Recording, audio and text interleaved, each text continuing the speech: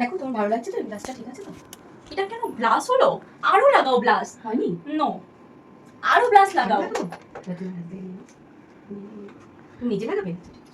আমি লাগাবো, ঠিক আছে? তুমি কি মেকআপ আর্টিস্ট? মনে তো হচ্ছে না। আরো ব্লাশ লাগাতে হবে, আরো। আরো? বাবা, এটা ঠিক লাগছে? বাবা, তুমি এটা কি করলে? এত ব্লাশ?